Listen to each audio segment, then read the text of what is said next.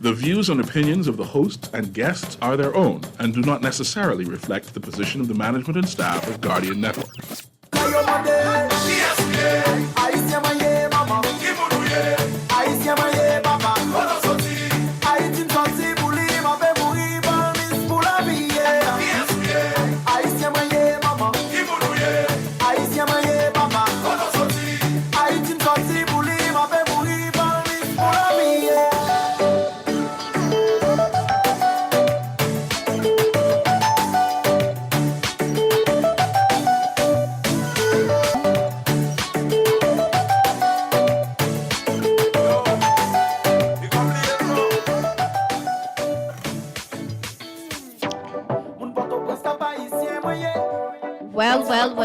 Welcome everybody. Welcome to your show. Listen to me, this is the newest and the best show on The Guardian. Okay, the show is Anupale Ensemble. And I am definitely your host for the night, Lady T. And I have with me tonight my co-host, who is Dr. Madeleine Joseph. Dr. Madeleine Joseph, it is a pleasure to have you tonight on this show. As you know, this is the first time that we started the show. Today is our first day here on Guardian. Okay, so the topic that we have for today is diabetes. Am I right? That's the topic that we have for today. Tension. Yeah. Qui c'est tension? Listen, my phone is not holding up. So tension is the topic that we have for tonight.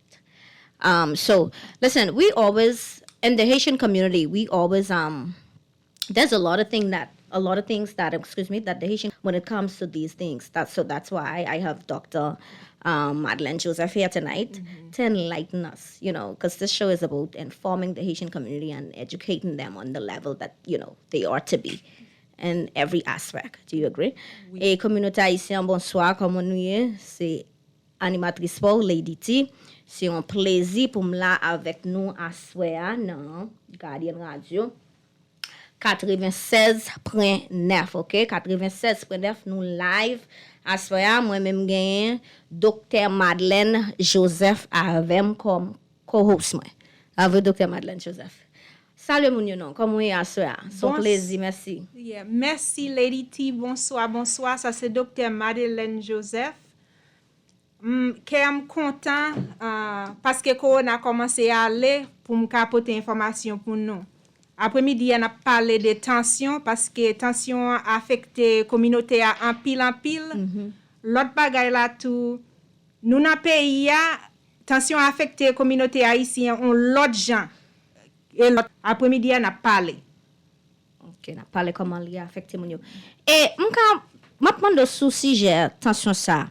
Qui ça mon yo ka fait même pour yo aider peut-être yo police? What can they do to help themselves more?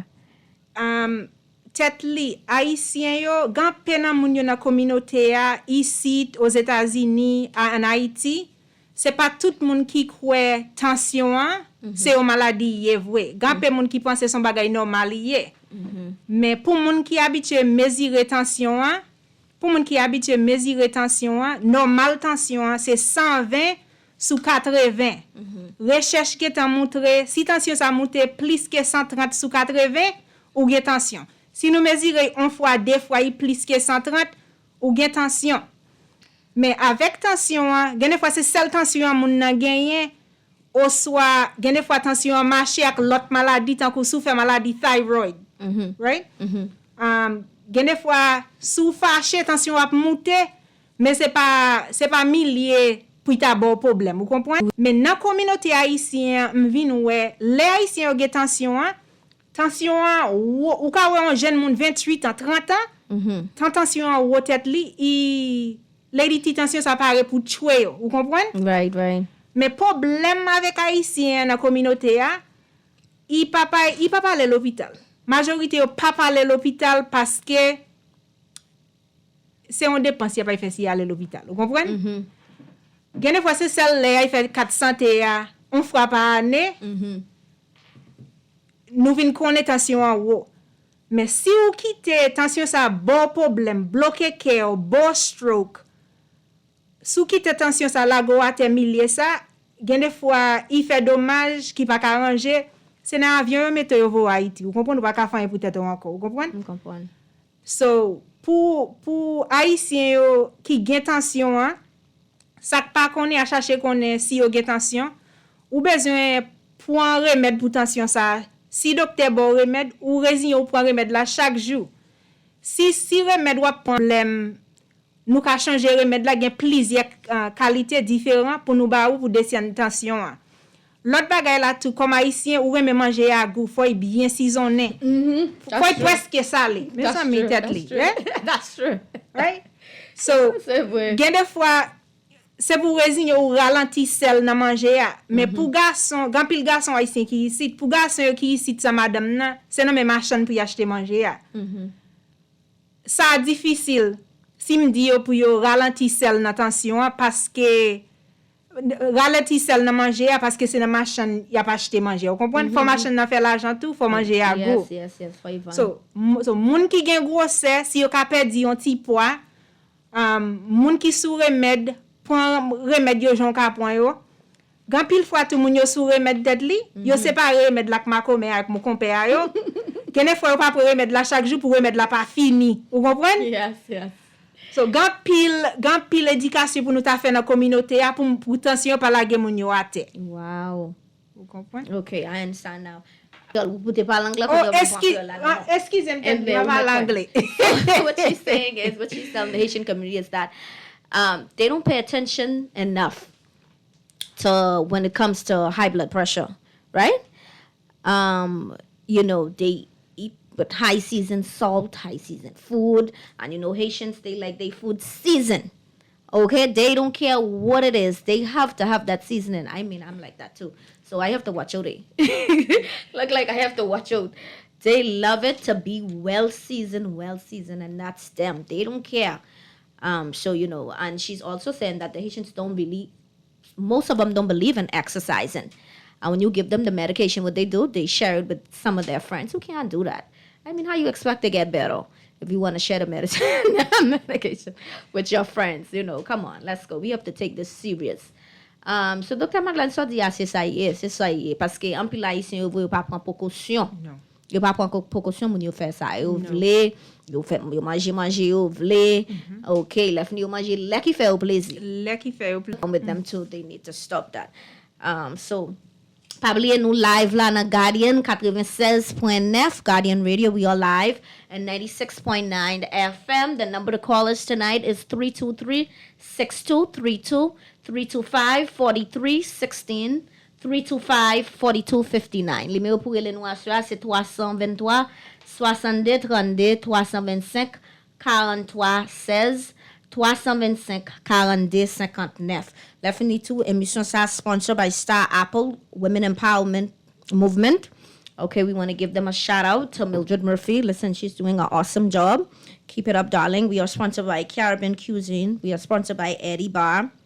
We are sponsored by Vaughn Kalma Associates and Insurance Brokers. So listen, people, thank you so much for coming on board with us. We appreciate you guys. Dr. Madeleine, let's talk some more on what else the Haitian community can do to, help themselves. I don't know what else I could say. The only thing they could do is eat properly and Pour remède yo, si yo dou gen tension, pour remède yo, pas quitter remède yo fini sou parce que des fois mon n'a dit comme ça, me senti normal. Laisse attention ou pour tuer au tête li. Yo dit m'pas senti rien. Problème avec tension, il ka tuer en silence. C'est là il a go à terre, nous mesurer nous qu'on a tension, vous comprenez? So même si ou pas besoin aller dans docteur pi cher, ou ka marcher dans clinique communauté pour checker tension pour même ay docteur une fois par année, même si ou pas malade. Parce que si tu as un problème, nous t'as rencontré avec bonnet. Vous comprenez? Même si c'est sick, nous t'as joué nos tensions, ou même si tu as normal, c'est pour t'avaler dans le docteur une fois par année. L'autre bagaille là tout, maybe t'es gon temps pas de gain docteur qui parle créole, qu'on y a nous gain docteur qui parle créole. Okay. Même si nous pas ta vle aller côté docteur qui a ici, nous ka aller dans n'importe docteur mais nous pas ka bailler santé en nous vague parce que grand pile problème si nous jeune yo bon arranger So, sous ta gen tension, si te yon lot maladie qui bo tension, ou cherche moyen, ou koute docteur, ou fait analyse ou gen pour faire, pour nous prendre soin problème nan. Vous comprenez? L'autre bagay la tout, si yo ta mette sous remède, ou prend remède là chaque jour jan pour ta point, and ou make sure sous remède, là ou gen 3 jours rete sous remède là, 3-4 jours sous remède là, ou réacheter remède là encore. Ou pas quitter remède là fini, les ap gen fête, pharmacie ap fermé, ap gen cyclone. Vous comprenez? Si vous voyagez aux États-Unis, ou aller dans l'autre pays, ou marcher même si vous parti un mois tête li, ou marcher chaque remède si vous aller pour 1 jour, 1 semaine, ou marcher chaque remède pour 1 mois sur vous pour connaître remède sur vous, comprenez? L'autre bagay là tout, si vous gon ti grossesse ou mande descendre, gen fois si grossesse a trop, si vous retirez de 3 livres sur vous, tension ap descendre. Gen de moun ki boit, si yo coupe alcool la dans la vie yo, tension ap descendre. Invite manger qui salé, qui gen trop season. And fait un exercice, vous comprenez? Fait un petit exercice, parce que si seulement chita wap manger, ou pas fait exercice, wap prend grossesse ap lever tension. Vous comprenez? I understand. Oui. Working in the hospital, right? And also being in the Haitian community. How many Haitians would you say per day that you have that comes in with high blood pressure? We have exact statistics. Nous gen exact numéro from taman de l'hôpital là. C'est pour nous connaître, c'est pour nous quoi. Haïtien paie grand l'hôpital ni pas gen l'argent pour l'hôpital privé. Yeah, that's what I'm So saying. pour moi même lemta ouais un haïtien des haïtiens l'hôpital là. Gen fois il ka veni pour pied qui casse tension en haut. Yes. Il ka veni pour perdition tension en That's haut. how it has happened, right? So, m senti gen plus gen pile haïtien dans communauté gen tension yo pa même connaît. Vous comprenez? Gen fois son l'autre raison qui faut ouais yo. Mais Lady T Kwem, haïtien sous ta wè vin l'hôpital la pour tension ça veut dire dema comme getan bay fay pour y boire, il getan fait on moun rale, il getan voyage acheter remède sur Tahiti. Là où l'hôpital là, il t'a sous dernier fil parce que il pas vle aller l'hôpital là.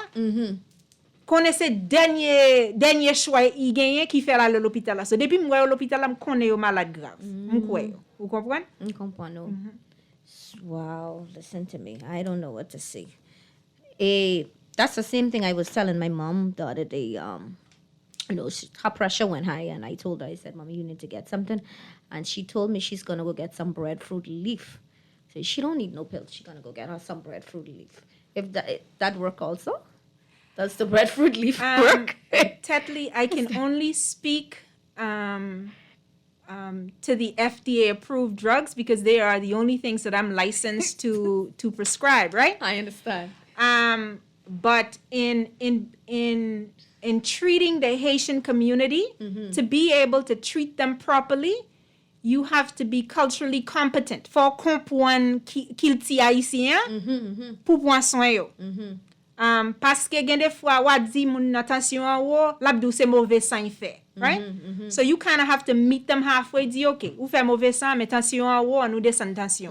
You understand? So chita la ou bay sa yo kwe a vague, yo pa jamais prendre remède là. Vous comprenez? And gen des fois yo check tension jodi attention wo, yo senti yo ok, ou va jamais wè yo encore pour telle tension bloquer care yo ba yo un stroke. Wow. Vous comprenez? Comment t'es ka encourager peuple haïtien dans communauté haïtien pour yo faire plus précaution, ça pour yo t'es ka faire pour yo aider tête yo dans bagay tension ça m'ba connait. M'ta di moun yo, fi ni comme garçon. Depuis ou passé 18 ans ou entre dans terre ou a fait des graines dollars, m'konnaît ça vinn régler dans pays, m'comprendre. Faut aider moun yo Haïti, faut payer pour papier ya. Mais m'pa vle pour nous seulement faire l'argent assurance pour payer papier ya, faire l'argent pour papier ya, mais oublier de santé yo tout. So même si Lady T yo te ka fait moyen pour yo ta ouais un docteur même une fois par année, yo te mettre faire ça parce que si yo mesure tension yo ouais yo même on voyage dans docteur ta ouais ça te ka ta mettre yo sous remède, vous comprenez? So and then oui, faut prendre soin moun yo Haïti, mais c'est pas tout nan remède yo qui chèvre tête li. Gen pe nan remède, gon remède il $3 par mois. Wow. Si vous achetez un remède pour $3 par mois, ça pas faire mon Haïti ou pas jeune ça yo besoin, vous comprenez? C'est vrai. Mais gen pen remède yo qui cher, mais nous pas besoin prescrire remède yo qui plus cher, vous comprenez? C'est pour moun yo faire sacrifice pour tête yo tout pour yo ka vivre un petit temps, vous comprenez? C'est normalement moun yo ki m'ta souhaité tout moun branché kon ya. I would think that everybody is tuned in to Guardian Radio 96.9 FM. Moun haïtien mieux côté nous ya soya. Mais pour rele nous si nous sous bon ti question ou ta même demander docteur parce que docteur là avec nous dans studio. Le numéro c'est 323 62 32. 323 62 32 326 excusez-moi 325 43 16 325 42 59, OK? Nous contents d'être que Dr. Madeleine là, il vient pour éduquer nous, puis bon nous information de comment nous faire avec tension, problème tension ça parce que problème tension ça trompe le monde. Listen, this high blood pressure thing is not playing at all. So we are happy to have Dr. Madeleine from her busy schedule. And she came here with us to, give us a little information how we could prevent ourselves or how we could even help ourselves in terms of, bettering our health, which is more important than anything, okay? We have to look out for our health. We have to try eat healthy, eat the right way. We got to stay away from salt, including myself. We have to stay away from those seasoning. Yeah. So it's a little bit hard because, listen, to eat healthy in this country or anywhere is very expensive. Yes, it's very expensive to eat healthy. Everybody knows that. And exercising is another story because by the time you go to the gym and you try do all you could, it's only so much you could do. But it's only one life we have, so we have to take precautions, right? Yeah. Je comprends tête because nous la pas vendre dollar même, nous la pas vendre dollar même. Hot dog la pas vendre même $3. Gen fois c'est celle ça moun na ka mette sous plate pour manger. Okay, that's another story. Mais the amount of salt, voyage sel qui na manger ça yo seulement ka lever tension pour pour la go à terre. So what you trying to say? It's not what you eat, it's how you cook it. Non, il get sel là-dedans, il get sel là-dedans. But l'autre bagay yo tant kou manger terre yo qui pi bon pour wa. Sou va gen jardin c'est dans shop ou acheter yo, yam na pi cher que diri ya. Tell me about it. Yam na pi cher que noodle la, ou comprenez? Vegetable yo pi cher, ou comprenez? Vegetables is another story. Oh poisson a pi bon pour ou, mais poisson a pi cher que viande pour la, que viande bœuf la. Ou comprenez? And that's what we're talking about, you want to eat healthy, you want to do the right thing, but could you afford it? Yeah. It's costly. Yeah. It's very expensive. Oui. It's very expensive to eat healthy, It's only so much you could do. Pablo Munoz, we are live here at Guardian Radio 96.9 FM with our Dr. Madeleine Joseph here. The number to call us is 323-6232, 325-4316, 325-4259. Communauté haïtienne, si nous avons question, nous carrons le Dr. Madeleine pour nous demander de qu'importe information parce qu'elle est là avec nous live dans la radio. Na parlé à ça, na blague, c'est lui-même qui co-host moi, right, Dr. Madeleine? Oui. C'est lui-même qui co-host moi, that's right. That's my co-host for the night. And so, we just talking a little bit about, taking care of yourself. Oui. It's only one life we have, like I said. So it's best to do everything we could to take care of ourselves. It's a lot of us. I was telling one of my friends, I'm like, listen, right now I'm gonna eat whatever I want to eat. I'm she's like, and she had to tell me, she said, no, you can't say that because it's gonna tell on you. Yeah, So you saying no matter what age, does it have an age limit when you stop eating bad, or it don't matter? no, but Tetley, remember that you want it to be a lifestyle. You want you trying to exercise at least 3 to 5 days a week to be your lifestyle. Trying to eat healthy to be your lifestyle. You understand? What we tend to do is maybe eat too much.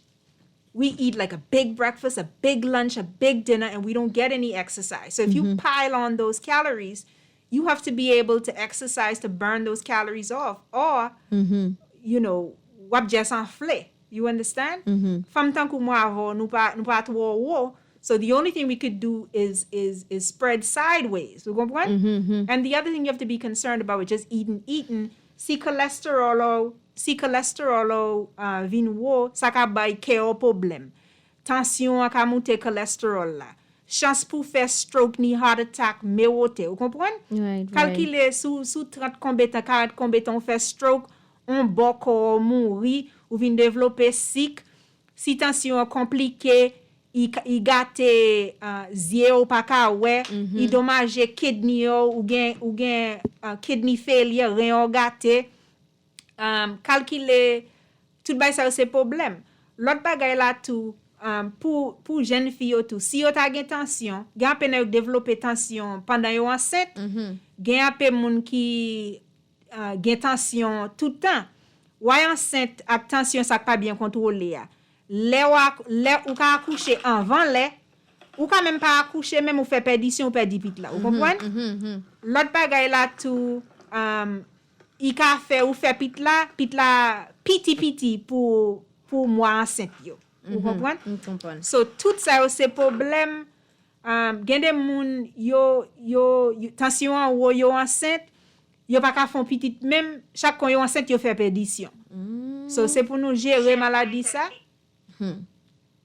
Oui. Wow. Oui. Wow. Nou tande moun yo, nou tande. I hope you guys listening. You pa prepon, no? Yeah. La pale verite, yo pa pon telefon nan pou yo rele. Okay? Parce que Yeah. ça que yo pa pale. Yeah. Listen, when you trying to let them know, hey, it's not right for you to do certain things, they ain't gonna call. Because they feel like, hey, they ain't for that. They don't want to Yeah. hear that. But it is the truth. It is the truth, guys. And you guys got to get on with it. My Haitian people, it's about time you guys try to do the right thing, okay? I know sometimes you don't have the money, like Dr. Madeline say, you don't have the money to go to the private doctor. But they scared of doctor. They don't like to go to the doctor. Yeah. Yeah. Haitians barely go to the hospital. Yeah. Yo pe mdoum le mwen konnen bon. Haitians don't go to the doctor, you know. Yeah. But Tetley They mbezwen man have da to be Haitien yo. dying to go to the doctor. Yeah. Sa mbezwen konnen, eske yo komporte même jan la yo Haiti? Eske moyen kite yo pa we docteur Haiti? Eske yo kompren? Eske moun ale pou un visite chaque année, ou eske en Haiti nou tan le nou malade tout? Parce que si te kilti sa Tetley, c'est éduquer pour nous éduquer moun yo pour nous dire même si pas gagner cap formal. Ou met tay cheke. Ou met tay And that's cheke, another on fwa problem pa that ane. they have. I don't know. Listen to me. I could count the Haitians that go and do a yearly physical, and that's another problem they have. And that's why so much of them is dropping down just like that. Oui. Without knowing, you know Oui. what's going on with their body, because they don't check. Oui. They don't check for it. Everything is bush medicine. Yeah. Everything bush medicine. Garlic. Oui. It's only so much garlic could do. It's only so It's only much. so much parsley could do. It's only so much celery could do. Like my mommy said, breadfruit leaf. It's only so much these things could do. Oui. You have to go and check yourself. You have to go and take care of yourself. Like I said, I keep saying that throughout this show. You only have one life. That's it. One life to live. And if you don't check for it and you don't take care of it, then Oui. so be it. That's on you. And I barely see Haitians do that. It's about time, we educate and inform Oui. the Haitian community that, Oui. you have to go and check yourself out. Oui. You can't wait till you dying to go to the hospital. telling you. And by that time, it's going to be too late. Oui. I mean, Tetley, m'ka retourne plusieurs fois pour nous parler sur l'autre sujet médecine. Gen lot dokter yo ki ta remen vin pale tout, lot dokter Haitien be mek vle vin pale tout. Paske gen fwa nou perdi Haitien yo, nou pa bezwen perdi yo. Right. Si yo te koute on moun, ou kompren? Gen fwa mdi yo, ok, ou bezwen ale nan gran l'hôpital. Tet li, si mpa ken be men yo mdi soupouye, yo mdi map kampe la avon, yo pa pale. Ou No, kompren? they always so scared. Yo toujou pe, yap tcho nan gran l'hôpital, but ou pa jama ale nan gran l'hôpital pou kon yap tcho vre, ou kompren? Yeah. You know? You know. that's- So, they feel like they kill them when they reach the hospital. oh no. And they killing themselves whilst they at home and not taking care of themselves. Exactly. Not getting a proper checkup. Probably ele meu pour ele no assoir c'est 323 70 32 325 43 16. Okay, 323 62 32 325 43 16 325 42 59. Don't forget, I'm sponsored by Star Apple Women Empowerment Movement. Von L. Culmer Association Insurance Brokers. If you need your car license, if you need your car insured, you need your house insured, they are the people that's going to do that for you. Dr. Madeleine, mpa konen ako sa mka amando pou nou ka ede komunote a plis. Sa nou ka fe anko? Sel bay nou ka fe, se sel pale ave? Well, nap kontinye pale, paske mpa reme lem wè yo mal la denye degre kon sa tet li, msanti yo pa bam kont chans pou mta ede, ou kompwen? Bam bon exemple. Gan pe fi ki la kay, kap verse 100, 1 mwa, 2 mwa, 3 mwa. Tet li, di ses mwen kont kave yo l'hôpital la, ou bayo 100, ou mwen de kote yo te ye depi lesa, ou kompwen? Ke a yo te sote yo te pe gran l'hôpital. Mta reme pou yo konen, même si c'est pas mwen, même si c'est pas docteur François, yo pas besoin pe vini nan gran l'hôpital. Nou pa besoin ou parle anglais pour ta vini nan gran l'hôpital. Nou ta pito ou parle anglais pour si pa gon moun la. Do you think that's because of their status? Well, Do you no. think it's a status issue? No, Tetli, Ameriken yo si yo malade pande yo nan hotel la, yale l'hôpital la. Si yo nan cruise ship yo malade yale nan l'hôpital la, se visite yo pa reside yo pa citizen. Ou kompren? Right. So sa pa 'Cause vle I would think some of them don't go to the doctor because they feel like, hey, they might don't have a status or a proper document. Tetli, nou Is it selman because of that? bezwen bon nou a yo, date de naissance yo. So l'hôpital la mande on legal ID. Ou kompren? Ou pa vin bay fo non, fo l'âge, pote passeport pou nou ka enregisto. Tetli mka dou ganpe moun, si imigrasyon te mande yo, si yo te fè dosye l'hôpital la, ganpil moun ki fè tap genyen, because yo pa jama l'hôpital la. Ou kompren? Yo pa jama l'hôpital la. Men mdi yo pa bezon pe paske gen mis, gen doktek pale kreol, gen doktek BM yo men, ya pa pren kreol pou yo ka pi bien servi kominote. Se yo pa bezon pe, ou kompren? Yo pa bezon pe. Wow. My God. Yeah. Because I would really think that's because that's one of the reasons that they don't want to go to the hospital. I don't see the other reason. Yeah, Tetli, maybe si yo pa kompren lang nan, lo pala ave yo. But do you guys have persons there, you know, like yourself, doctors that translate and Yes. So l'hôpital la gen doktek ki te etidye Kiba, gen doktek ki te etidye en Chine, gen doktek ki pale Alman. So nou gen, tout moun pale anglais, gen doktek pale tout lang sa yo. Nou pale Panyol, nou pale anglais, nou pale Alman, nou pale Mandarin. So si moun Chinese yo vini, nou ka kompwen yo. Si gon lang même ki impossible nou pa gen moun ki pale la, nou gen Google Translator, ou kompwen? yeah, you guys have So, to go translate. sou pa kon parle anglais, sa pa problem pou nou servou. Ou kompwen? Yes, Nou yes, selman yes, di yes. même sou santou normal, servi klinik yo. Gen klinik gouvernement yo servi yo. Sou malade grave, vin nan gran l'hôpital, nou pa bezon pe. Okay, you guys listening, right? Listen, like Dr. Madeleine said, all you need is to give them your first name and last name. Am I right? Yeah, and a legal ID. On a legal ID. Okay, if you're not feeling right, anything wrong with you, you don't even have to wait till you're feeling bad. You need to go every year Yeah. and do it yourself because it's not making sense. You know, the doctors are not going to go to you. If something is wrong with you, it's best to go to the hospital. Go Or to the a hands of the community clinic. professionals Yeah. and let them help you. Don't stay in the community and, die. Yeah. Die. Why? When you could be helped. That don't make any sense. We have the best doctors at PMH, ones that speak Creole, English, that could translate for you. They're not going to do anything to you. They're going to help you. I know you scared saying, oh, they might kill you. No, it's not that. Go check yourself out, okay? And try eat healthy. It's expensive, but try. That's the best we could do, right, Dr. Yeah, Madeline? That's the yeah. best we could do. Once we trying, that's what counts, okay? So, and stop relying on bush medicine to do everything for you guys. Communauté a nous tendez samedi nous comprenons moins. OK, pas oublier le numéro pour les nous asseoir c'est 323 62 32 325 43 16.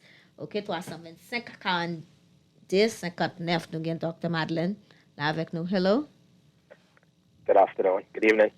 Hi, good night. Good night. Congratulations on a return back to Guardian Radio. Excellent show.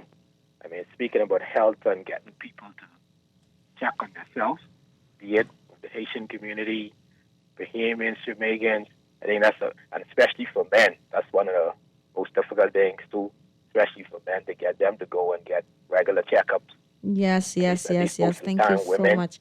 Fortunately, for some women, when they become pregnant, they go and get checkups. But men, oh my, we have a major problem with the men. So I'm happy to hear that y'all are encouraging people in the Haitian community, and this also conversation for the wider Bahamian community and everybody who lives here in the Bahamas, residents, Haitians, whoever, to get their health checkup, especially at an early age. And that eating thing, that's what's killing us. We full of our body, all this greasy food and fast food, and irrespective of what age you at, we need to try and feed our kids from early some of the healthy stuff, even though it's very expensive, like you said earlier in the show, to have a healthy diet, to eat healthy every day. I hope the government, I know Dr. Dwayne San has spoke about changing out some of the high carbohydrate stuff and non-nutritional stuff in the food basket to more healthier stuff, but I don't know when the Ministry of Health and the government on the whole is going to do that. The longer they take, the more expensive it's going to be for the healthcare system, because the burden for healthcare basically falls on the government.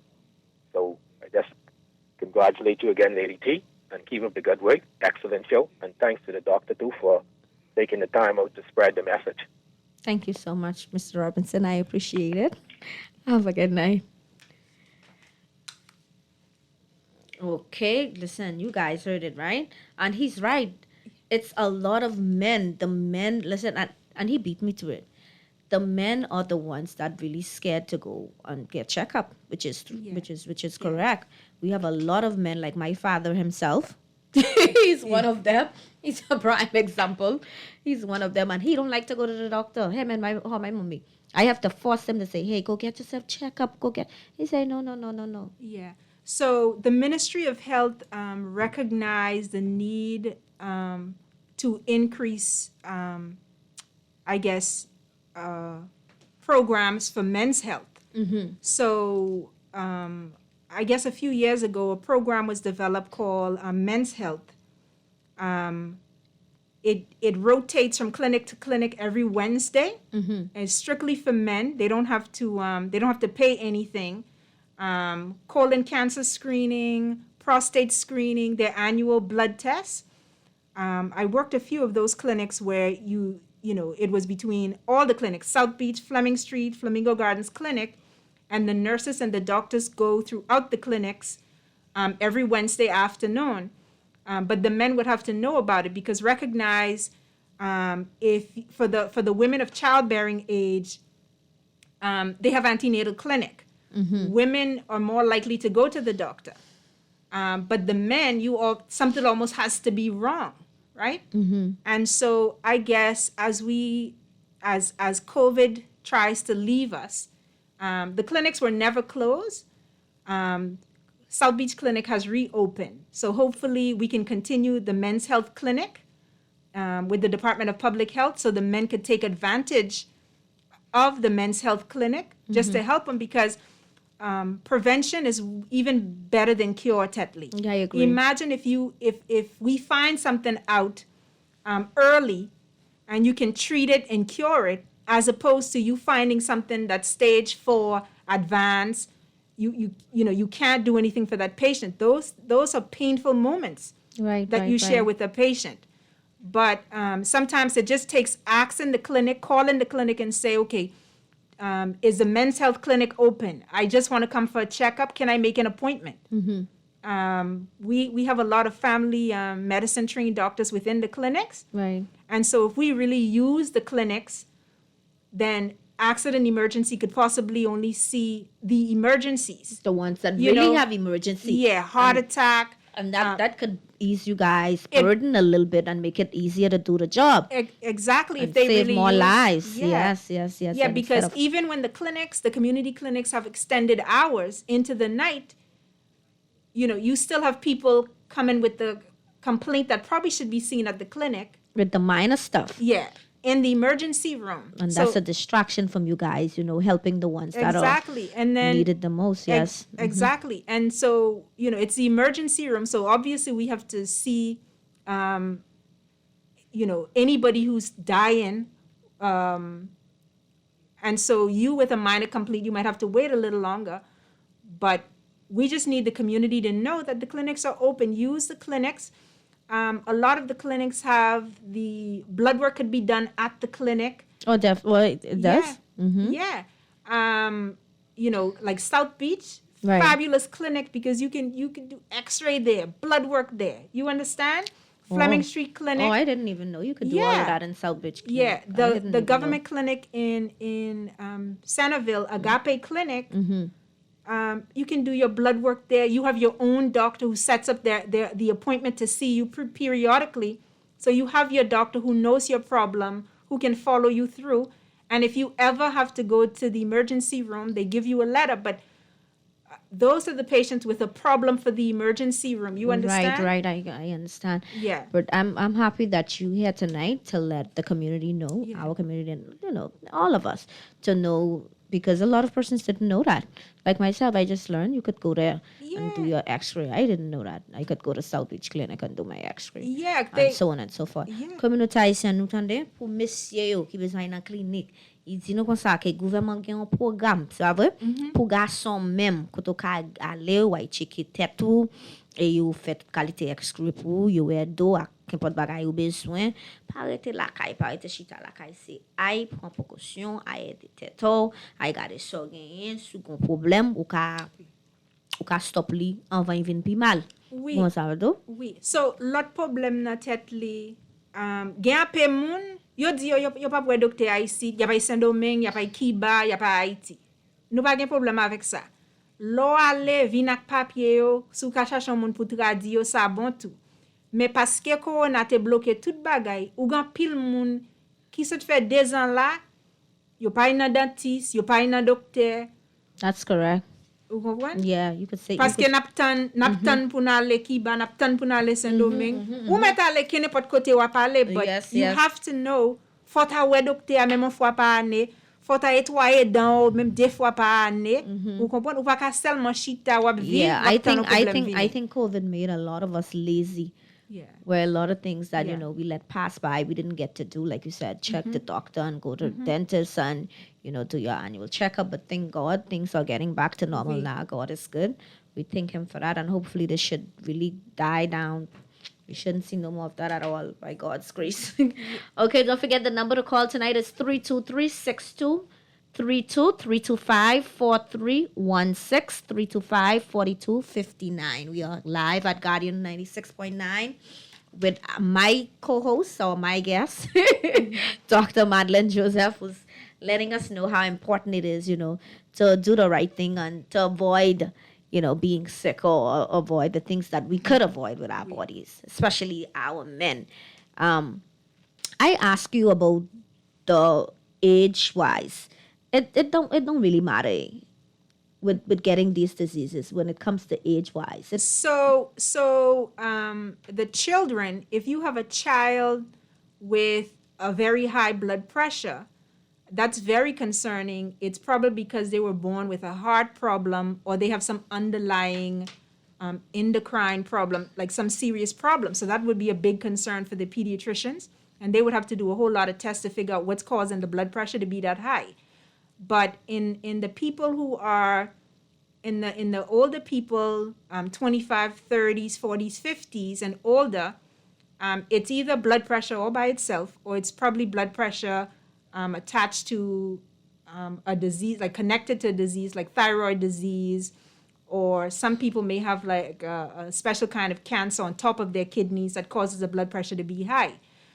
But like when you present to the doctor and they interview and examine you, they usually have a good idea of, okay, this is blood pressure high blood pressure by itself, or this is connected to a disease. Now you have to do tests to see, exactly what it is. But just imagine you get your blood pressure checked once. Okay, it's a little high. It's more than the 130/80, which is abnormal. Normal is 120/80. And we say, okay, you come back, let me check it again. But the high blood pressures that we're seeing are these high blood pressures and 200 over. Oh my God, you know? have mercy. And Jeez. if we're waiting to see these people when they say, oh, I can't see, I have a headache, my chest hurts, I have weakness on one side, then we definitely have a problem. You understand? We definitely have a problem. So now you have to find out, okay, did this person have a stroke? Are they having a heart attack? Are they in kidney failure? Right? And so it's, if you check it often enough, we'll have an idea of, okay, this blood pressure is crawling up. Do you have a few pounds we can try to lose, right? What are your normal habits? Is there something we could cut back on? Could we cut back on the alcohol? Could we stop smoking? Is your cholesterol high? What could we do to help lower this blood pressure? And if you need one medication at a high dose, if the blood pressure starts to come down, do we need to lower that dose? If the blood pressure continues to go up, do we need to add medication?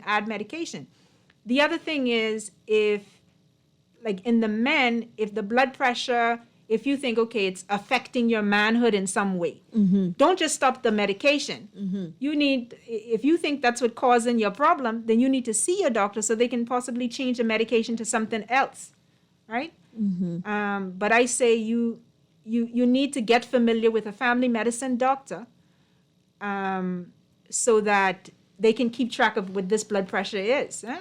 In the entire Bahamas. But you have to do something. Yeah, you have to do something.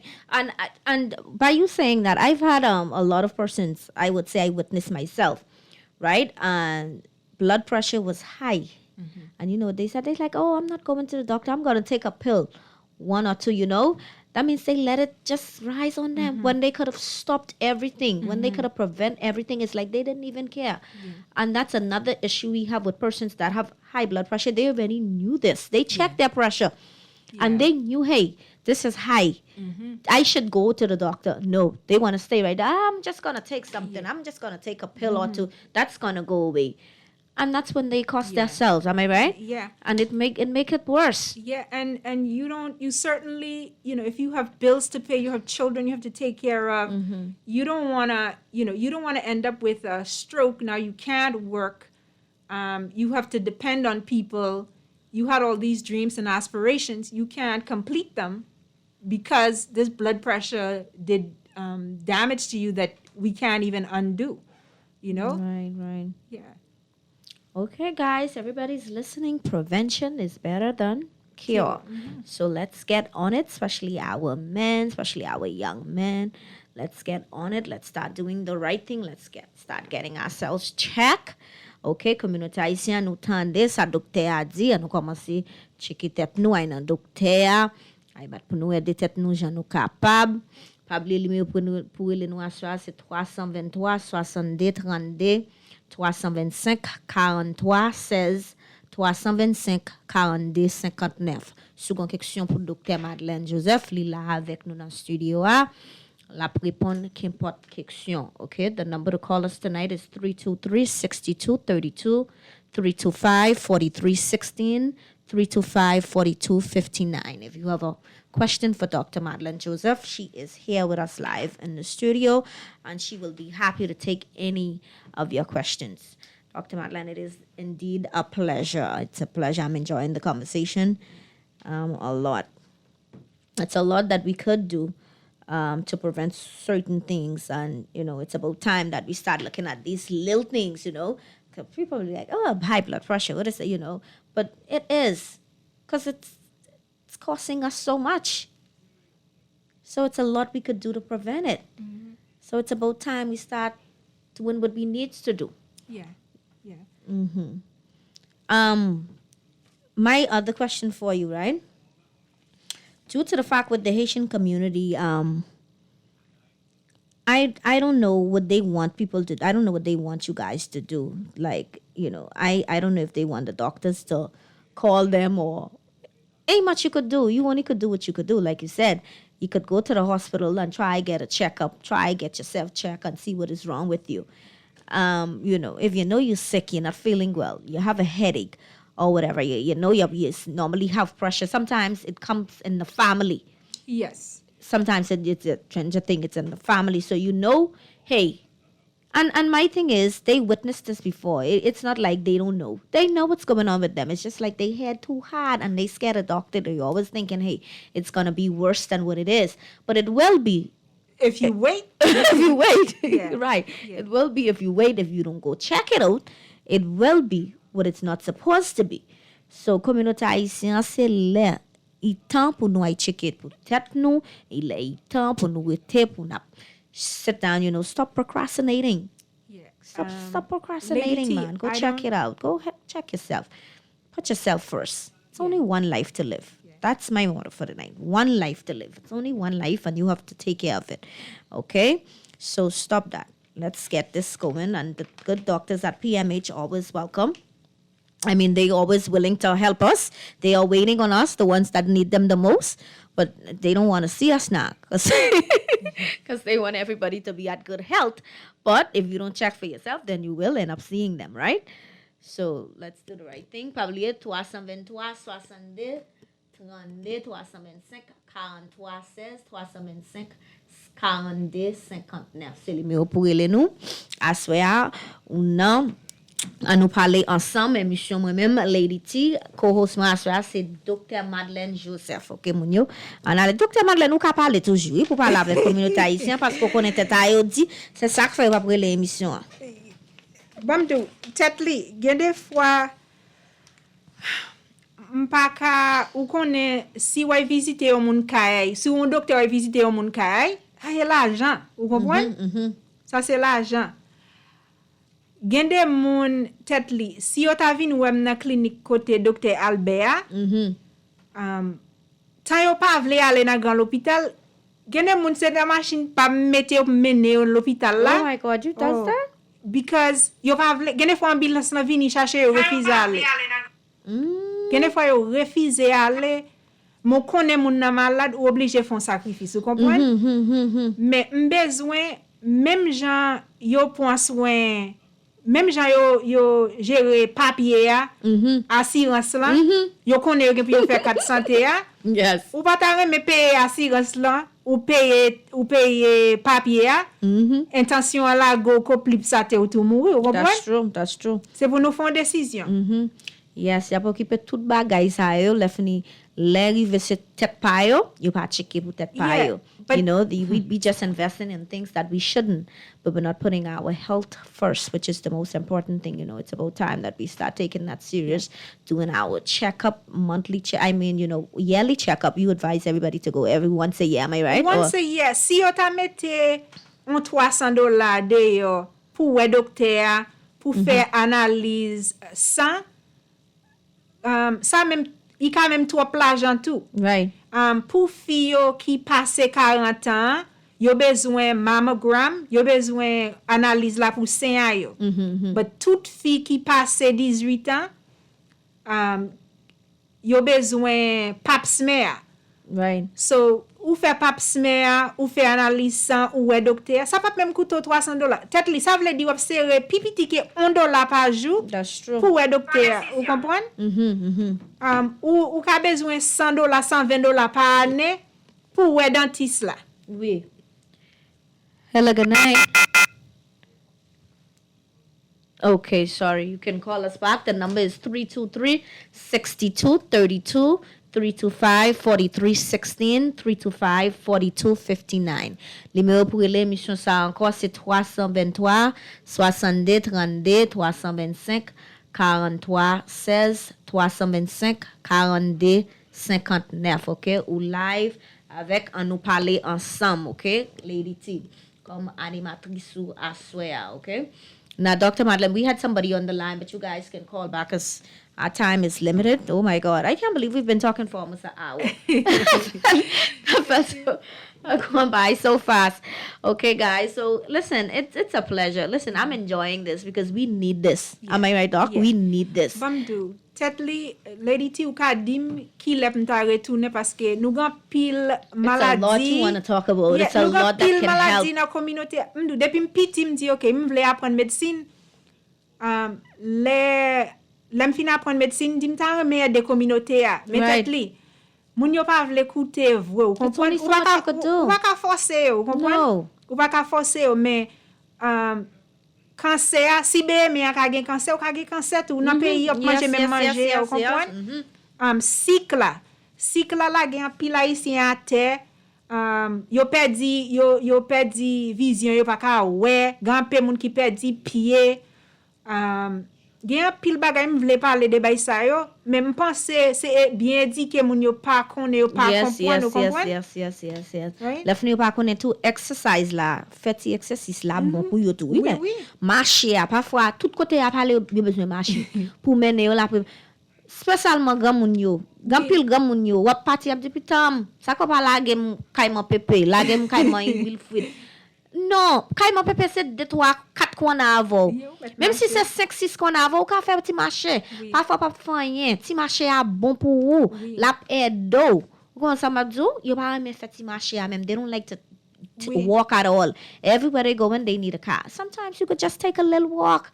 Yeah. It's not like you go exercise on a weekly basis or, that's not something that you do. You're not living that lifestyle. So it's best to try walk where you have to go. Don't ask the kids to, especially Haitian parents. They like, hey, you'll be going to work. I know how they go. You'll be going to work. You tell them you're going to work for 9 o'clock, right? 8:30, they tell you they want to go somewhere. Yeah. And guess where they going? Right to the shop. The shop is literally like 4 corners away from where they live. Yes. They refuse to walk there. Yes. And that's not good. And that's not good for them. And you can't even tell them to go and get a checkup. You guys don't want to get a checkup. You all believe in these, bush medicine so much, these garlic and so on and so forth.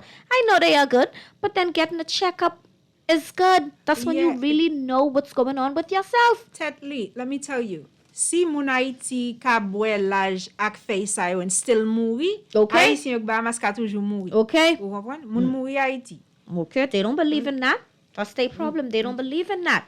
You have to go get a checkup, please. I'm stretching it tonight. Get a checkup. Go get your annual checkup.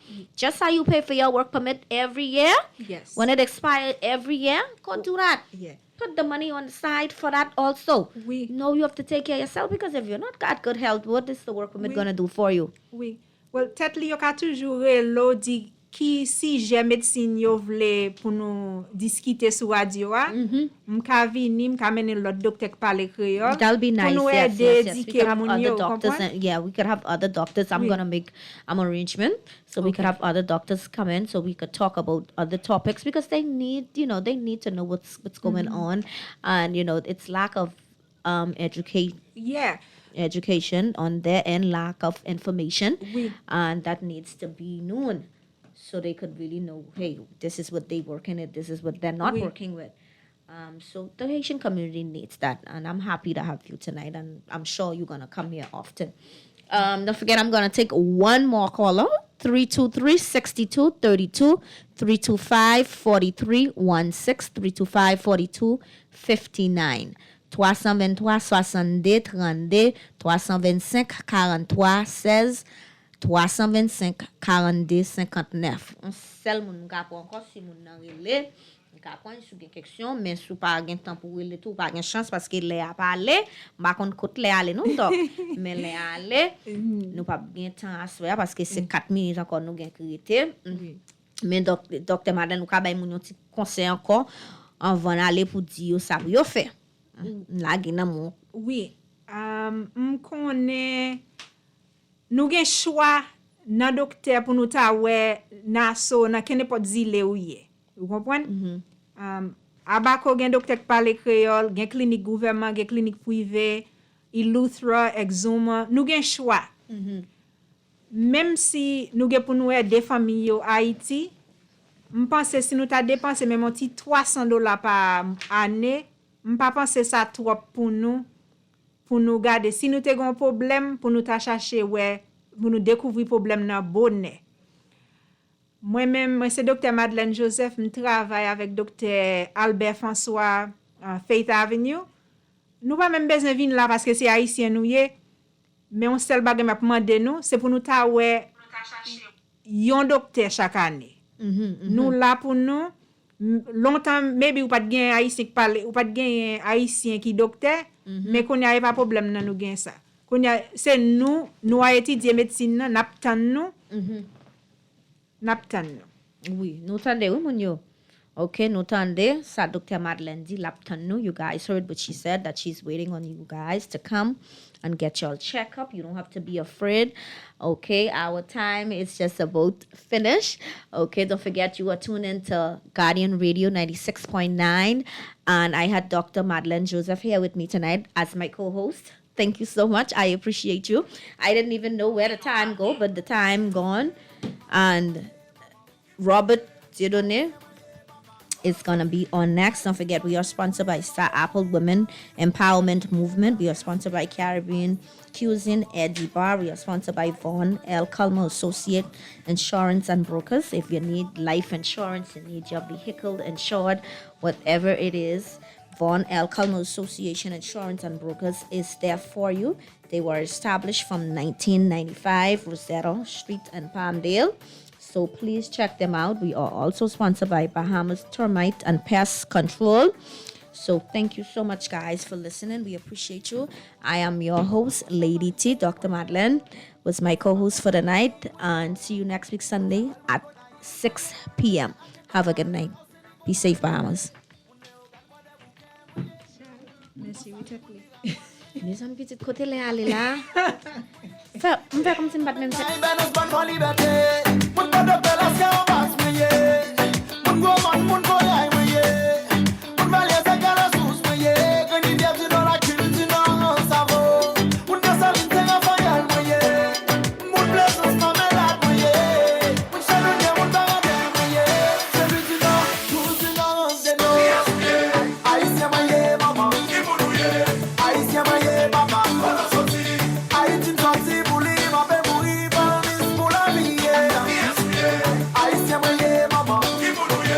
Aïe,